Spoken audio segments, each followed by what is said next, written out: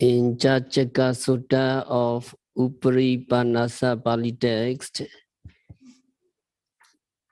Buddha said, yogi should know the 6 classes of 6 kinds,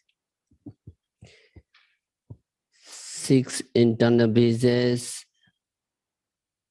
Chakku, Sota, Gana, Jiva, Kaya, Mana, eye, ear, nose, tongue, body, and mind.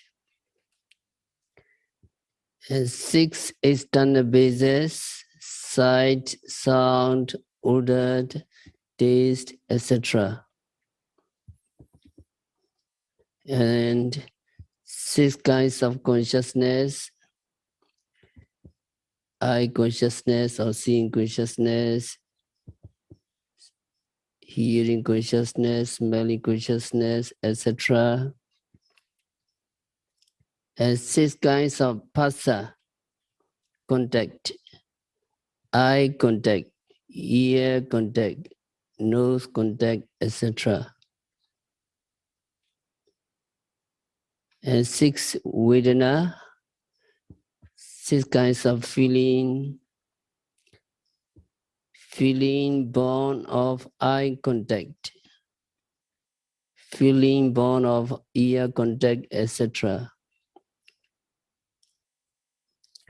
So yogi should know means, according to the commentary, yogi should know by means of vipassana contemplation. And yogi should know by means of Riya Mega Jnana.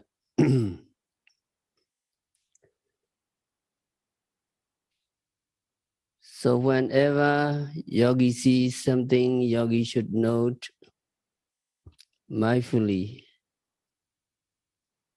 so that the eyes and its object of sight and the seeing consciousness and the contact and the feeling, yogi should know.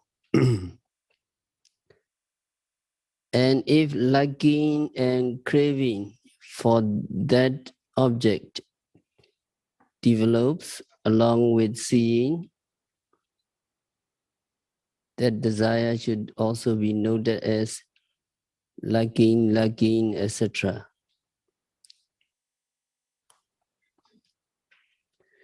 So 6 internal bases, 6 external bases,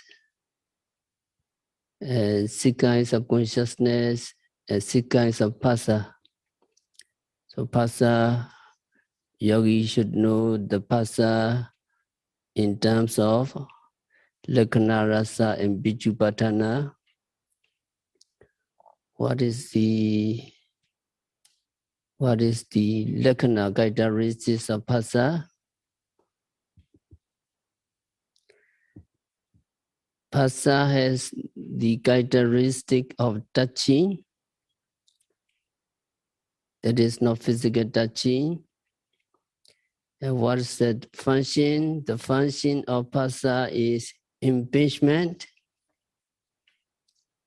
as it causes consciousness and the object to impinge, to come together or to touch together. So the manifestations of contact is the concurrent of consciousness, sense faculty, and object. So how manifest to the yogis? Phassa manifests itself to the minds of yogi as coming together of the 3. Let's say it's seeing consciousness, There is a eye sensitivity, retina is clear, and there is the object, the visible object is in front of you. And when the visible object comes into the avenue of the eye sensitivity, there is seeing consciousness. When these three arise, phassa also arises, and phassa is something like the concurrence, the coming together of the three. And the proximate cause is an objective field that comes into focus.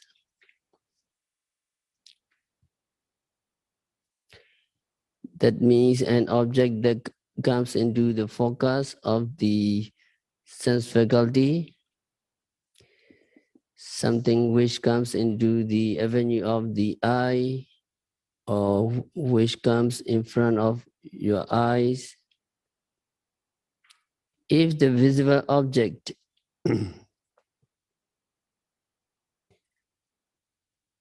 does not come into the avenue of your eyes, you do not see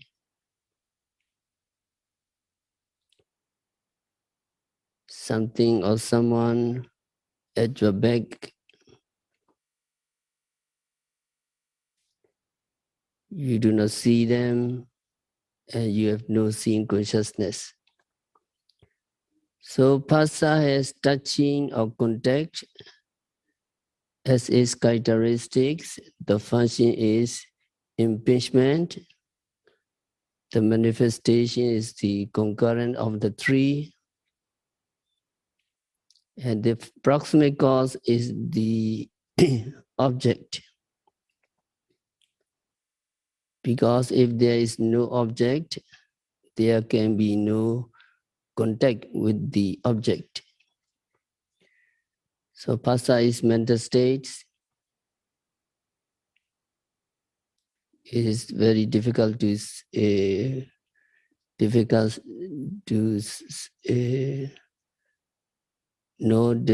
to see that phassa, even though people cannot distinguish phassa and citta clearly, but they know how to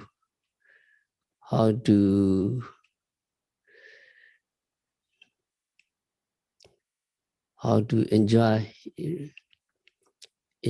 the things,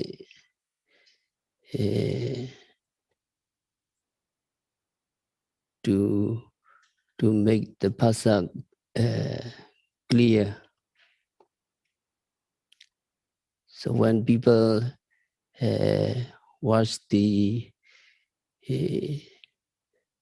watch something in the theater, they need to have more clear sensation. So they want to make the phassa to be clear. If the phassa clear, vedana is really enjoyable. Phassa picchaya vedana. Dependent on phassa, vedana arise. So to have the pleasurable vedana, pleasurable sensation, phassa is also necessary to be clear.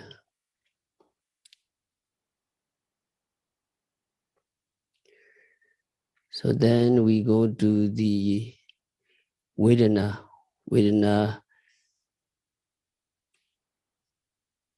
Vedana is one of the aggregates within the Khanda. Also during the practice of meditation, yogis contemplate vedana in many ways. Yogis are very familiar with vedana. Feeling is a mental factor. It is not physical. There may be pain as a physical things. The experience of that pain is what we call feeling.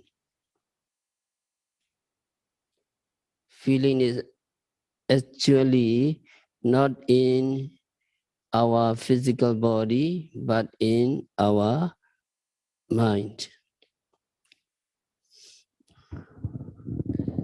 So that mental factors which experience the object, either pleasant or unpleasant or neutral, is called Vedana or feeling.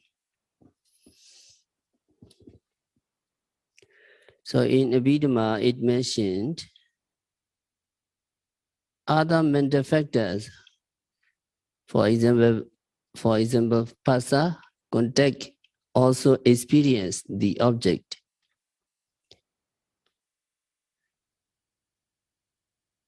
Other mental factors, phassa, etc., also experience the object, but it is Vedana that experience the object to the full extent. That is why feeling alone is called Vedana and not the other mental factors. Other mental factors also have some kinds of feeling of the object. Their feeling of the object is minimal, but Vedana experience the taste of the object fully. So it is called feeling or Vedana. Vedana can be compared to a king enjoying the food offered to him by a cook. The other mental factors are compared to that cook. The cook must cook dishes for the king, but he must make the food to the king and taste a little of the food to make sure that there is no poison or whatever in the food.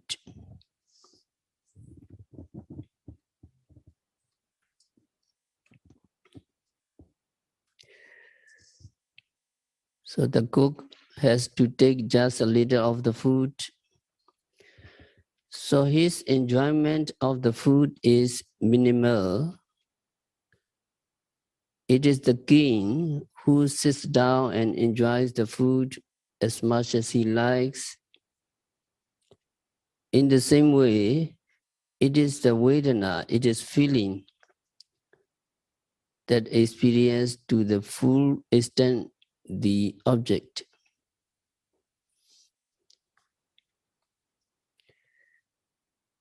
So some translated feeling is said to have the characteristic of being felt. So in Pali, it is Vedita. Vedita. Vedita can be either active or passive. So Vedita here should be taken the active sense, but some took it in the passive sense. The characteristic is not being felt, the characteristic is feeling. So feeling or experiencing the object is the characteristics of Vedana. The functions of Vedana is experiencing, or the function is to enjoy the desirable aspect of the object.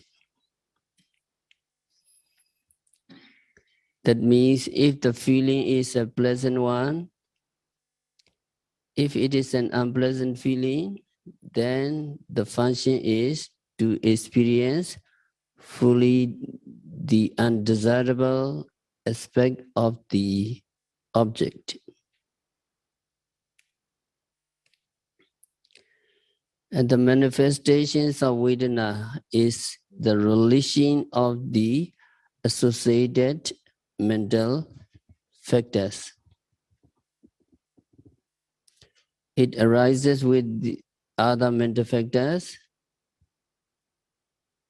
and its proximate cause is tranquility. It means sukha, that is for good Vedana only. For dukkha, unpleasant feeling, it may be different. Tranquility here means samadhi. It is meant for sukha vedana, pleasant sensation. For dukkha vedana, unpleasant sensation, unpleasant feeling, it may be other things.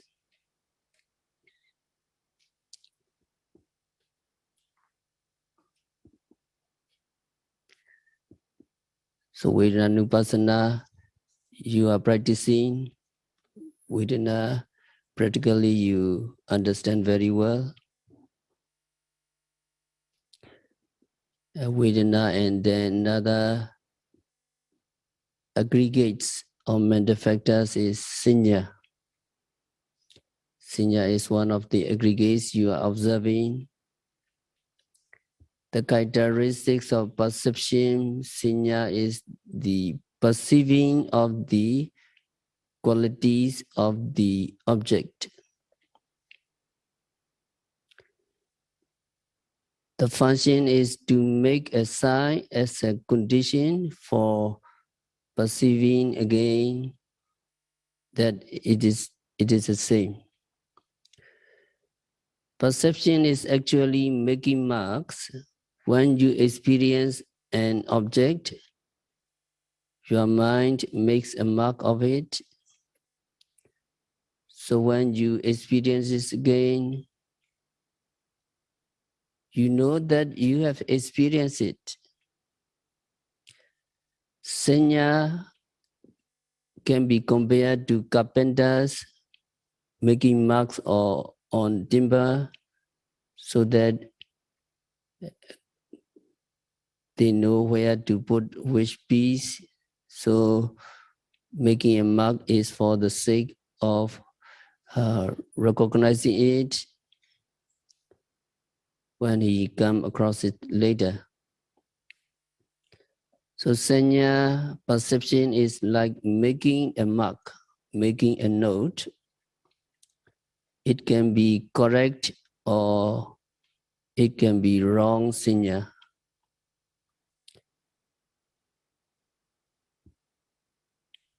We have wrong sanya, wrong perception sometimes. When sanya perception is wrong, we get wrong views, wrong notion. We get. It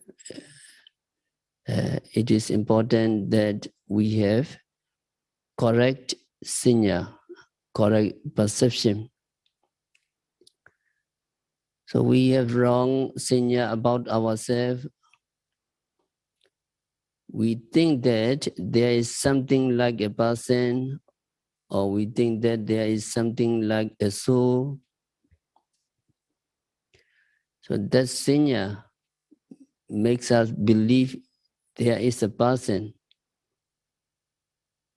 there is a soul. We may believe. So once sanya has made a mark that something is this or that, something is that, it will interpret the object by way of that mark. Later, when it sees it, it will interpret it that way. So once we have wrong sanya, wrong perception, we will interpret basing on that wrong sanya. The functions of Sanya is recognizing what has been previously perceived. It becomes manifest as the interpreting of the object by way of the feature that has been apprehended.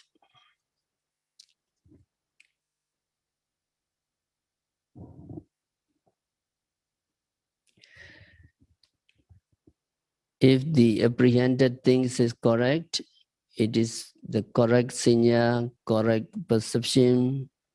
If the apprehended things is not correct, we have wrong perception, wrong Sanya. The proximate cause of the Sanya is the object as it appears. So the object as it appears to us, as it appears to Sanya, is the is proximate cause.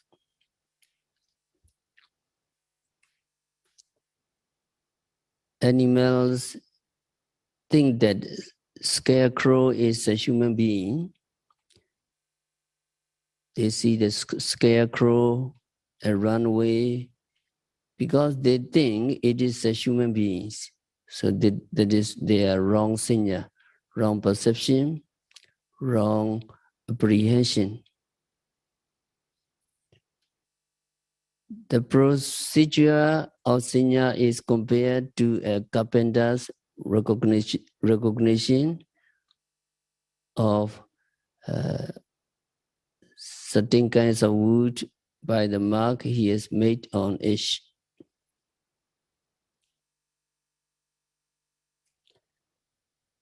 So Sanya is like this, making marks, recognizing it later is also a function of Sanya. So during the practice of meditation, you are observing Rupa Khanda, Vedana, Sanya Khanda, and the Sankharakkhanda, 50 mental states.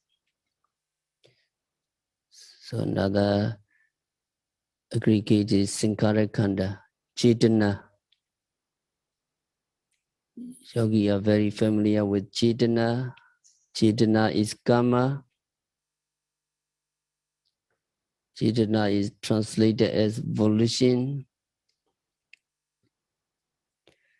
So it is concerned with the actualization of a goal, that is the cognitive or volitional aspect of cognition.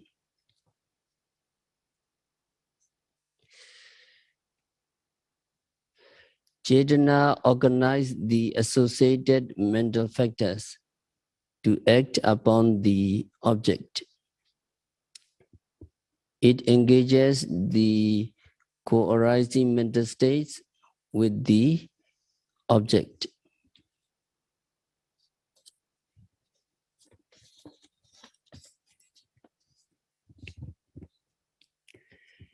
It is something that helps or pushes the other mental factors to be engaged on the object. This Chetana is compared to a chief pupil. A chief pupil learns himself and also helps other students to learn. Chief pupil learns himself and also urges other students to learn. Chetana is the same way. Chetana makes others engage on the object. It is also engaged on the object.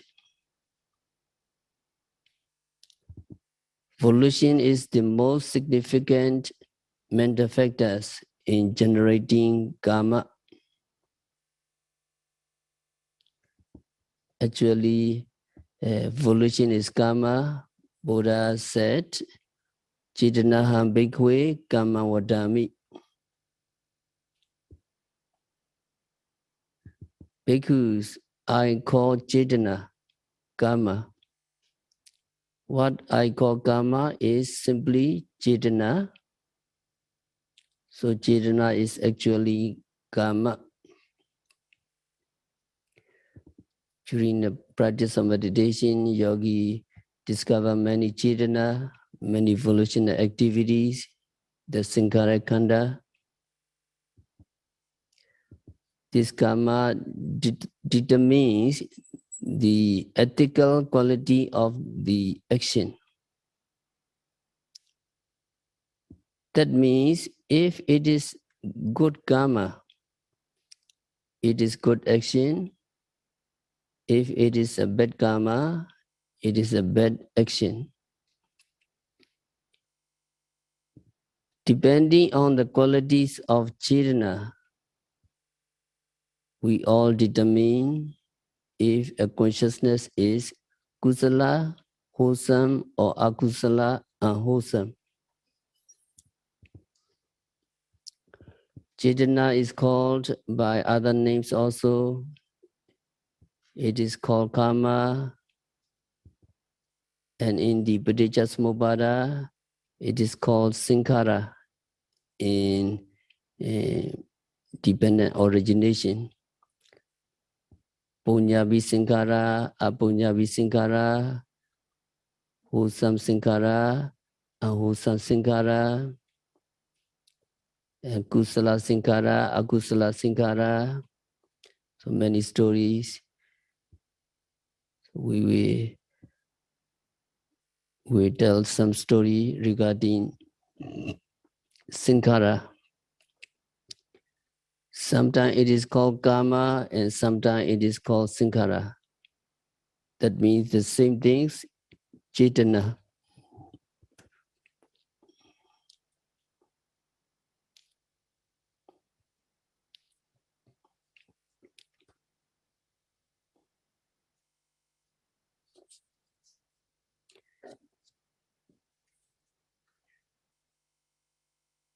So we finish phassa, vedana, sanya, and sankhara. Phassa, vedana, sanya, and chetana. Phassa is from Sankharakkhanda, vedana is one aggregate, vedana khanda, sanya is one aggregate, sanya khanda, chetana is Sankharakkhanda. Sankharakkhanda. During the practice of meditation, it is very important to see, to meditate on these aggregates. At the moment of seeing, you just know seeing, but gradually your concentrations and mindfulness getting strengthened, and you know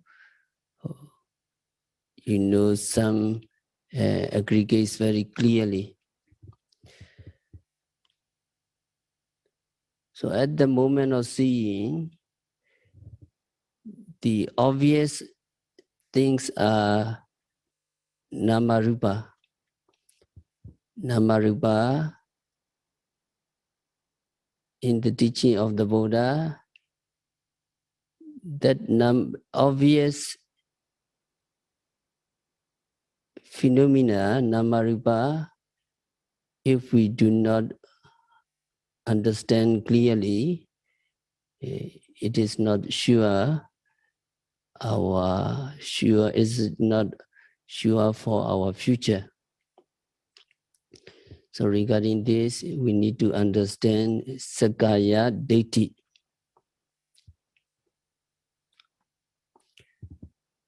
What is Sakaya Deity? Sakaya Deity means wrong view or wrong belief that the mental and physical aggregates that clearly exist are me or I or mind. That kinds of view is Sakkaya Ditthi. Sakkaya Ditthi is a compound of the three components, Sa, Kaya, and Ditthi. Sa means clearly existing. Kaya means a group or aggregation, and Ditthi means wrong view or wrong belief. So Sa and Kaya put together, Sakkaya.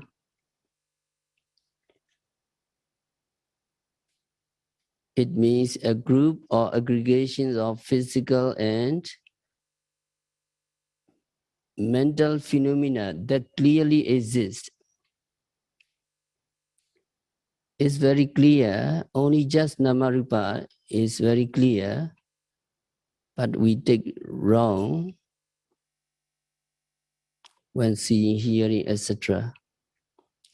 So the wrong view that these mental and physical phenomena that clearly exist are self or me or I or being or living entity is called Sakkaya Ditthi. So we see something, what is evident at the moment of seeing. What is seeing? You know seeing. Seeing is very difficult to see the true nature when seeing, but hearing is very clear.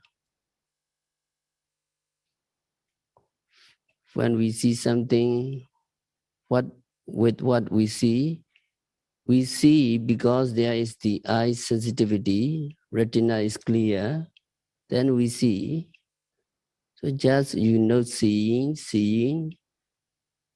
and you understand. Seeing comes from the eyes. With the eyes you see.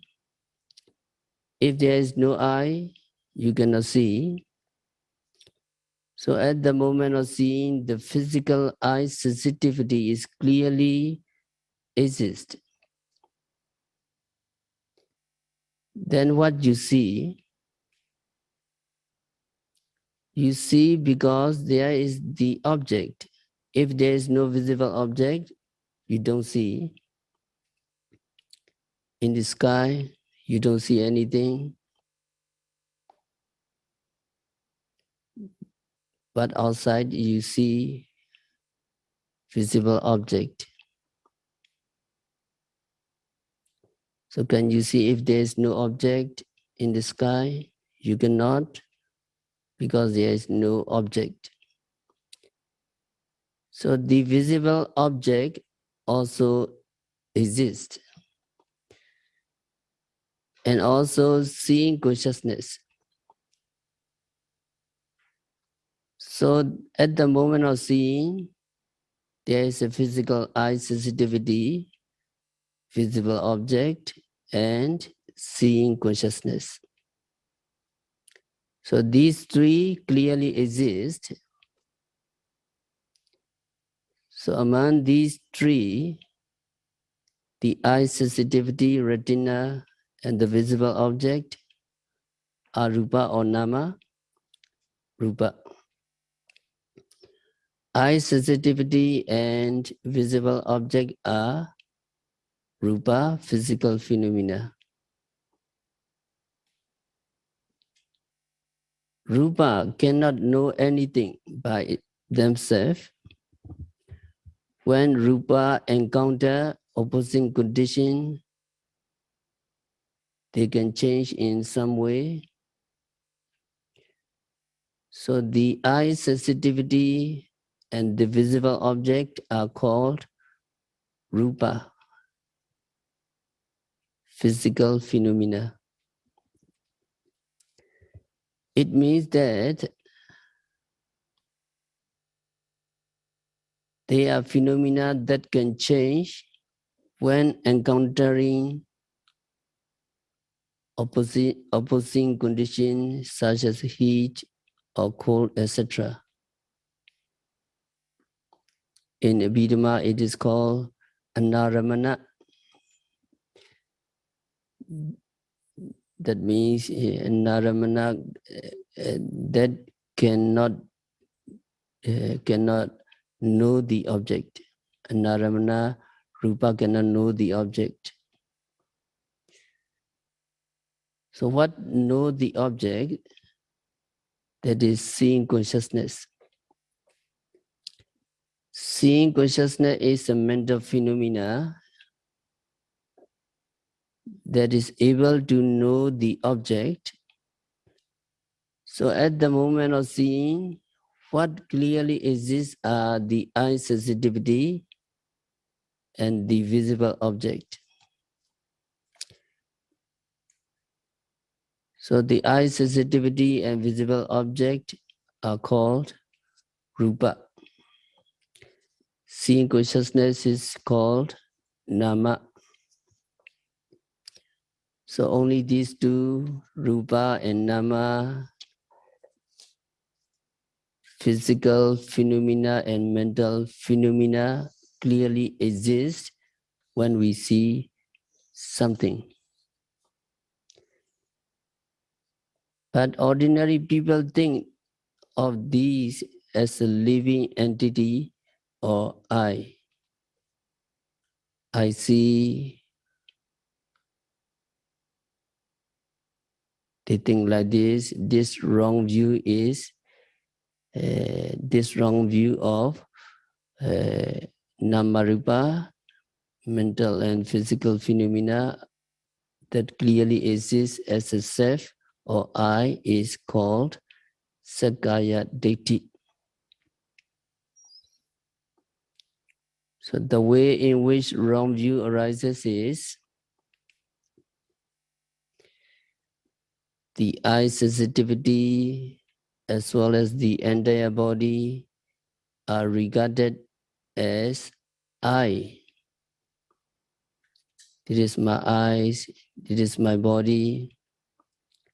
As seeing consciousness is also taken as I, who see, I see.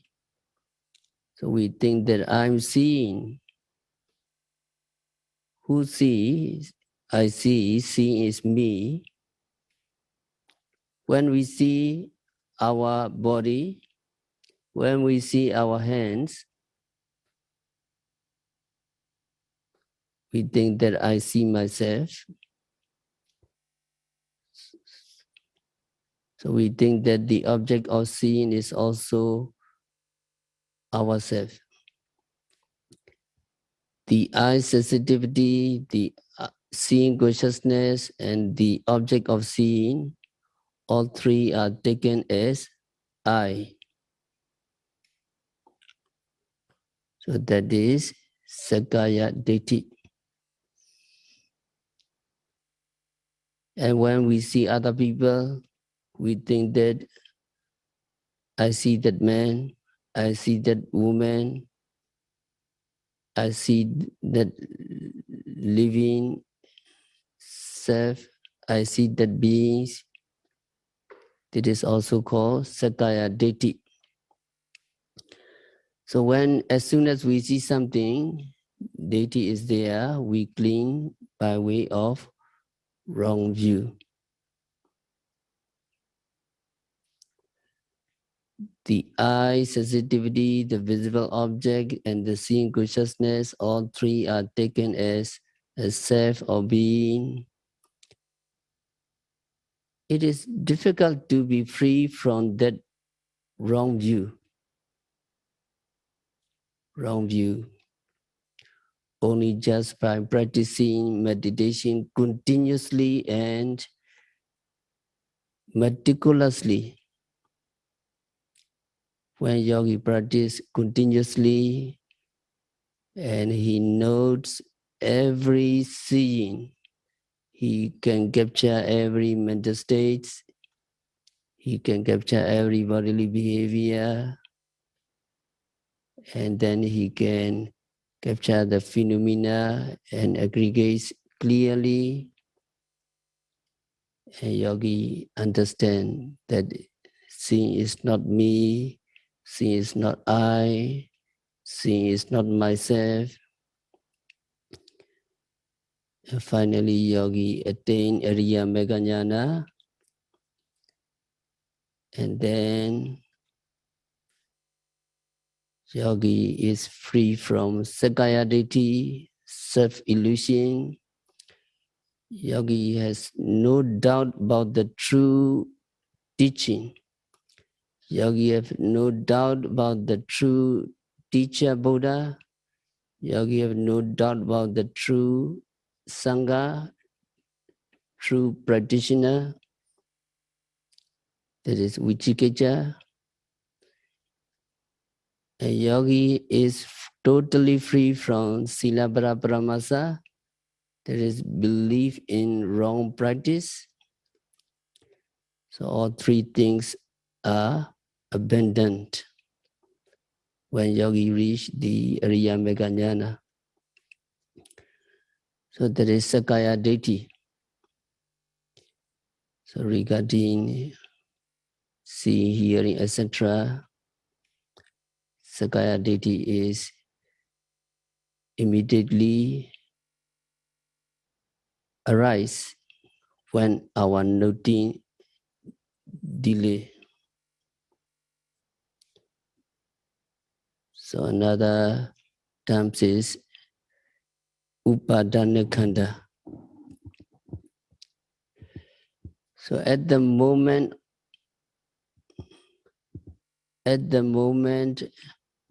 of seeing, hearing, etc.,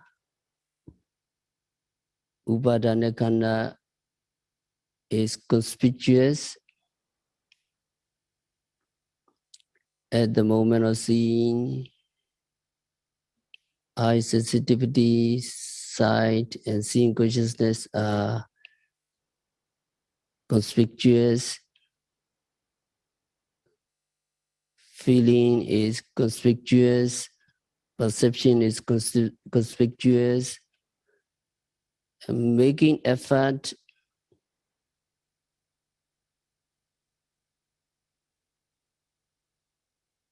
your mind to accomplish the act of seeing is conspicuous, and knowing the object is conspicuous. But when we do not practice, or when our vipassana knowledge is not yet advanced, we do not know seeing is impermanent, unsatisfactory, and non-self. We don't know. We may think, we may cling to this seeing. It is I, it is my eyes, this is permanent. We may cling to in this way.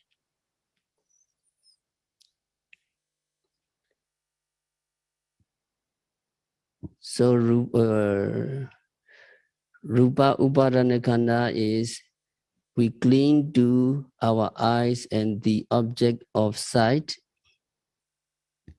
as permanent, present, and self. So because of this, eyes and object are eyes and the object of sight are called Rupa Upadanakhanda. A feeling is also Vedana Upadanakhanda, because we may cling to this feeling. It is my feeling, the feeling is everlasting, I feel well, I feel terrible, etc. The kinds of attachment is called Vedana Upadanakhanda. And also regarding senior perception, on perceiving an object, attachment arises. I recognize it, I don't forget it. So senior can be senior Upadanakhanda.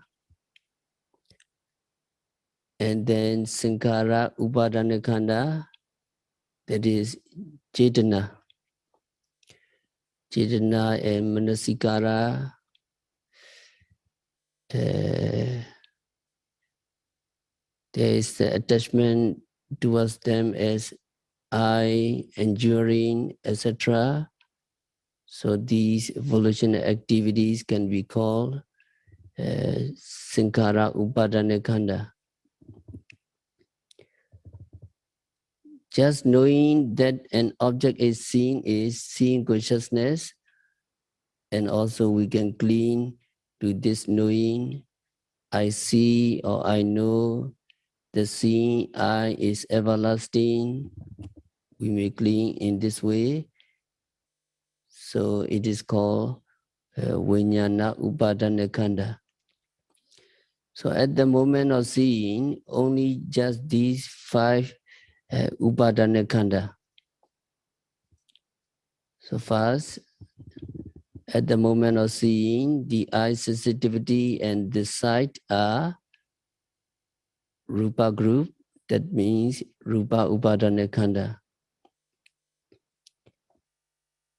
Vedana Upadanakhanda is feeling pleasant or unpleasant, is Vedana Upadanakhanda. And recognizing the object is Sinya Upadanakhanda. Exercising the will to see or turning the attention on the object is Sankhara Upadanakhanda. Just knowing that an object is seen is Vijnana Upadanakhanda. Only just these five Upadanakhanda when we see something. So to understand these phenomena, we have to note seeing every time we see an object, and then we will understand these phenomena clearly. We will not cling to this seeing, that is I, that is mine, that is myself, this is permanent, this is pleasant, etc. So five Upadanakhanda, can you follow me in by Masi Sayadaw? At the moment of seeing,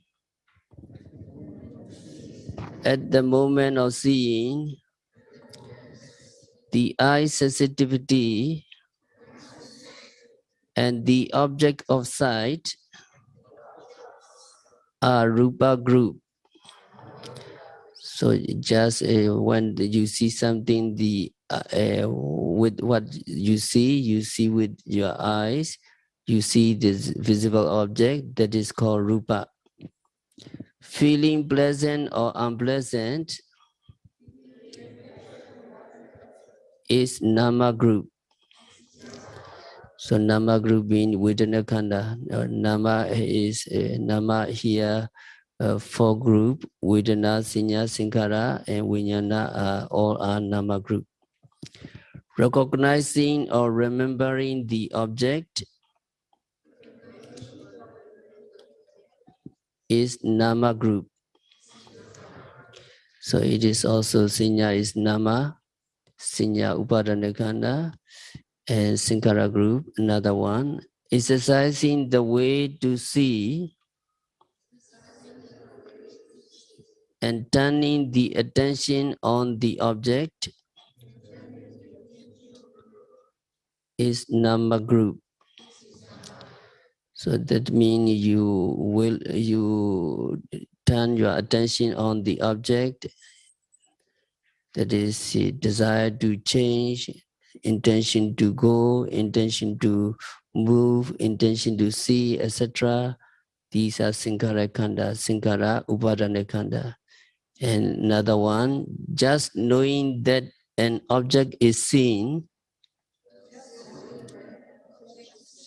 just knowing that an object is seen is Nama group. So Nama group being Vijnana Upadanakhanda. So just Namarupa, only just Namarupa, when we see, when we hear, when we smell, etc. But our mindfulness and concentration not strengthened. We think that it is I see, I hear, I smell, I taste, etc.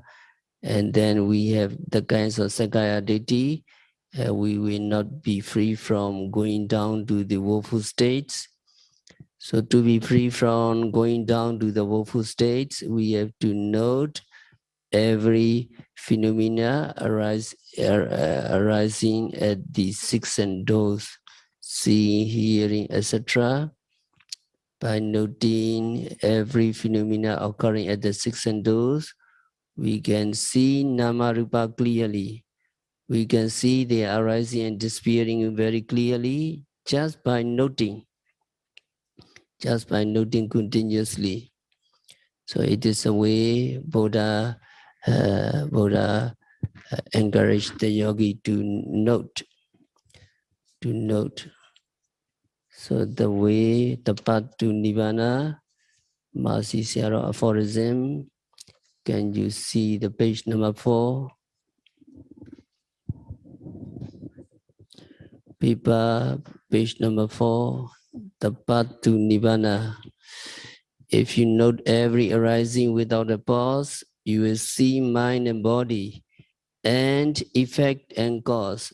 Impermanence and suffering will appear in your mind. Only by seeing non-self, Nibbana, you will find. So just Buddha simply say, Apamadena Sampadita. Apamada means noting or knowing or awareness or mindfulness. If you note every arising phenomena occurring at the six senses without a pause, that means continuously and meticulously, you will see the mind and body, nama and rupa. They are, in terms of their characteristics, functions and manifestation, and cause and effect, anicca, dukkha, anatta, impermanent, suffering, and non-self, and you will reach nibbana, cessation of all suffering. So that is Mahasi Sayadaw aphorism to the yogis. Practice diligently. So we have to stop our discourse for today by practicing vipassana meditation, by observing every phenomena occurring at the six senses, by noting rising, falling, sitting, touching, stretching, bending, etc. continuously and meticulously. May all yogis liberated from suffering, may all yogis realize the real peace in the very near future. So